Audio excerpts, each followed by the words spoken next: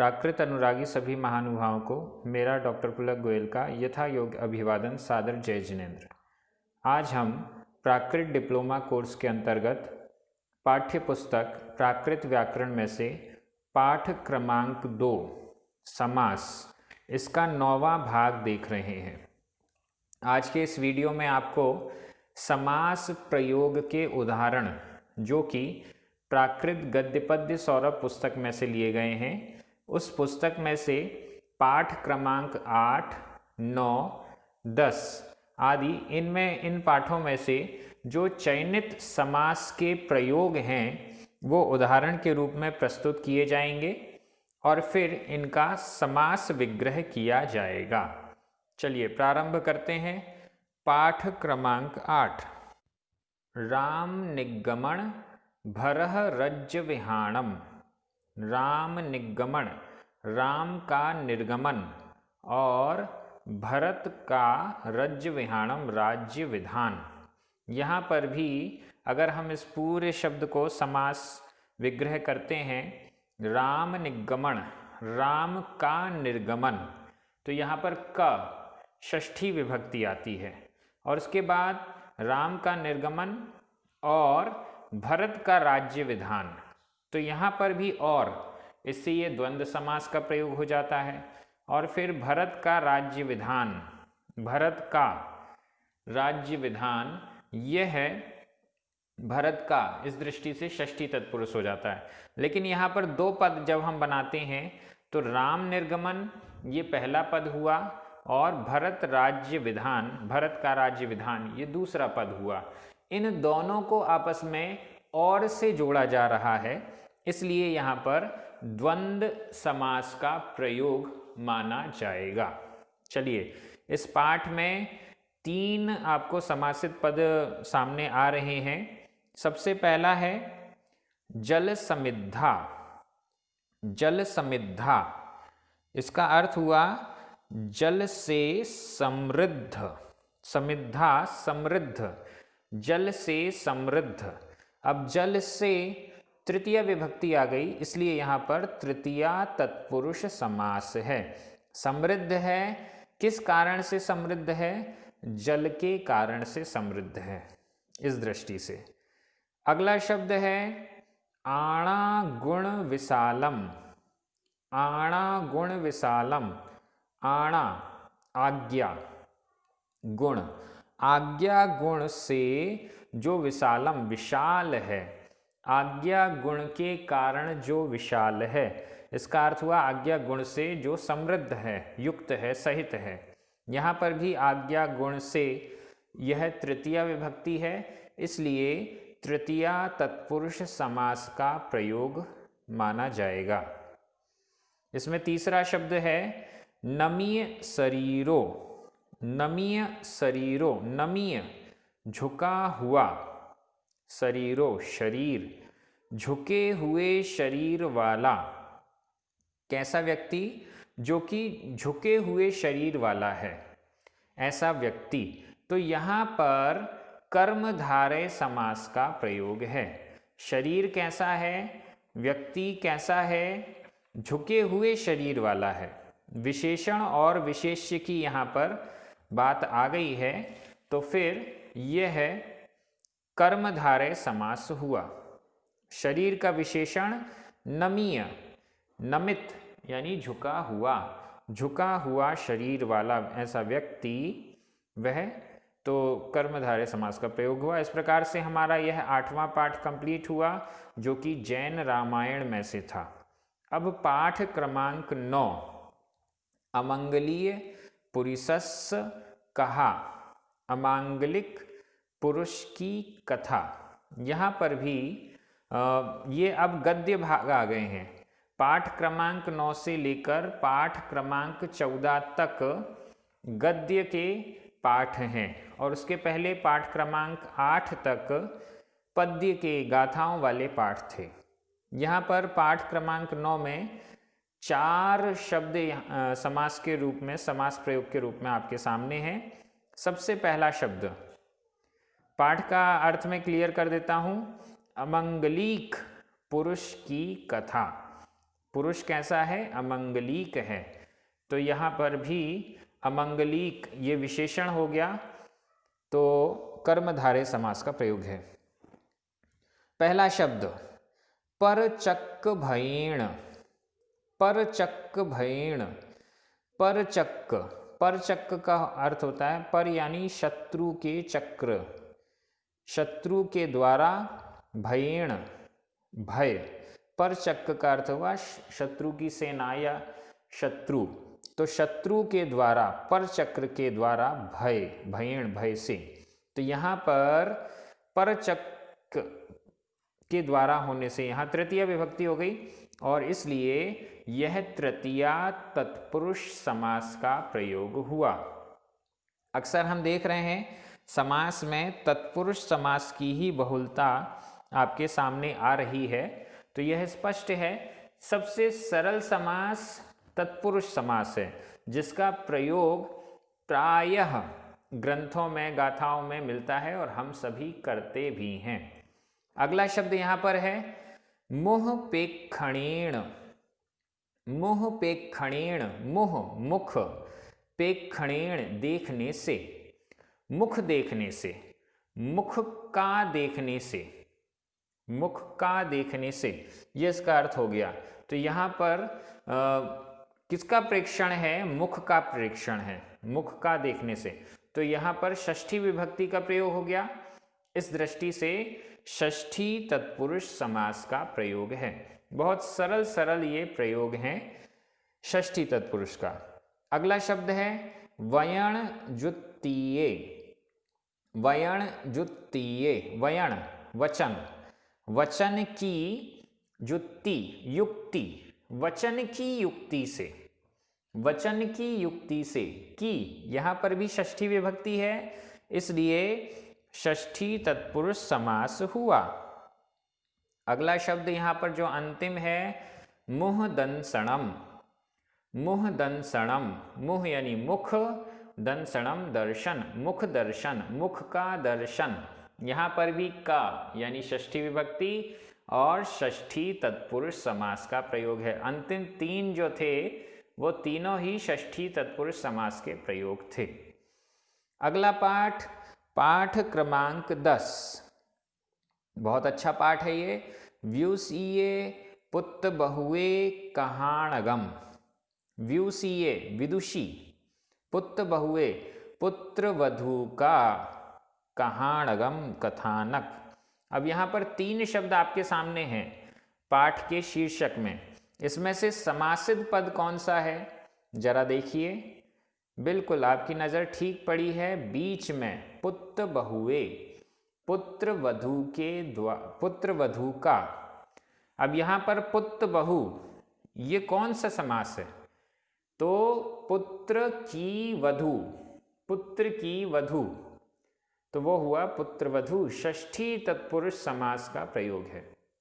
यहाँ पर इस पाठ में काफी समासित पदों का प्रयोग है। देखते हैं सबसे पहला अट्ठवासा। अट्ठवासा, अट्ठ का अर्थ हुआ 8, वासा वर्ष, 8 वर्ष की, 8 वर्ष की। यहाँ पर अट्ठ यह संख्यावाची शब्द आ गया है और संख्यावाची शब्द में द्विगु समास का प्रयोग बताया गया है। तो यहाँ पर अट्ठवासा 8 वर्ष की, यह देखिए 8 जो है 8 वर्षों का समूह हो गया ये, इसलिए वो अट्ठवासा यहाँ पर द्विगु समास हो गया। अगला शब्द है दूसरा प्युपेरणाए। प्युपेरणाए, प्यु, प्यु, प्यु का अर्थ होता है पिता, प्रेरणाए प्रेरणा से, पिता की प्रेरणा से। अब यहाँ पर की यह षष्ठी विभक्ति आपको प्राप्त हो गई। इस दृष्टि से एकदम सरल है षष्ठी तत्पुरुष समास। बहुत सरल सरल। अब तो आपको ये समास प्रयोग देखकर बड़ी सरलता लगने लगी होगी।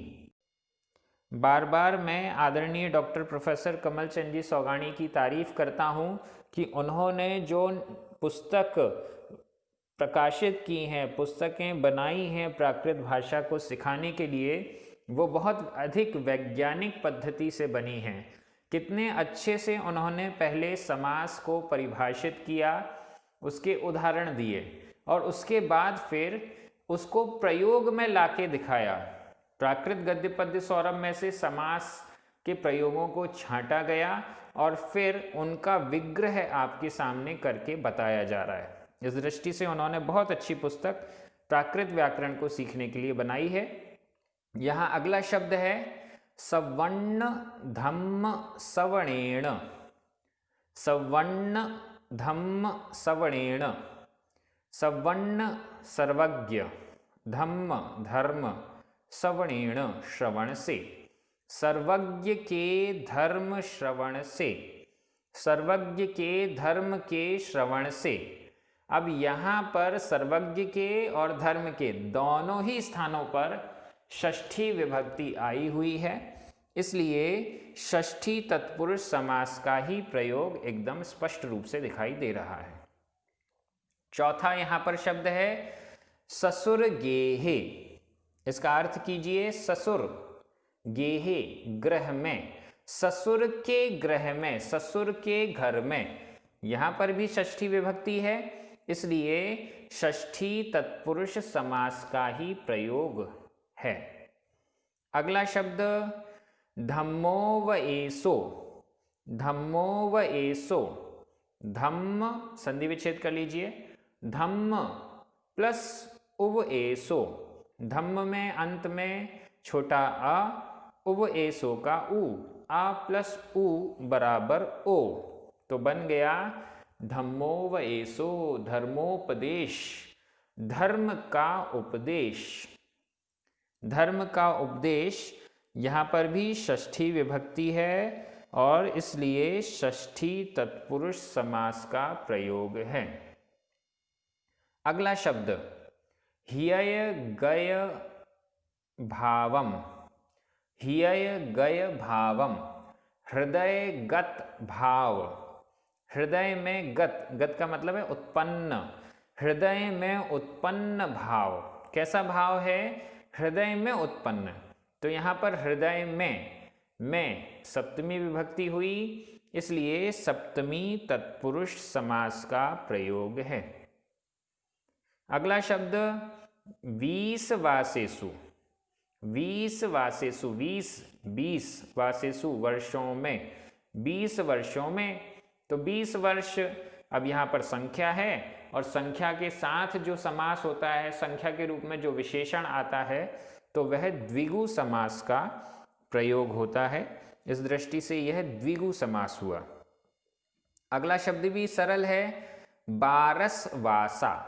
बारस यानी 12, वासा वर्ष, 12 वर्ष। अब 12 यह विशेषण के रूप में आया है, संख्यावाची शब्द है, इसलिए यहाँ भी द्विगु समास का प्रयोग है। इसके पहले अट्ठवासा भी आया था, वो भी द्विगु समास का ही प्रयोग था। अगला शब्द है असच्यमुत्तरम।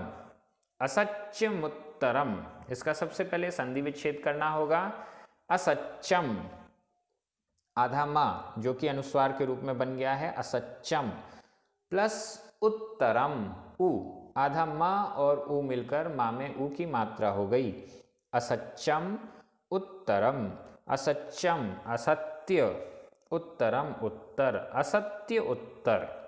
ऐसा उत्तर जो कि असत्य है, सत्य नहीं है।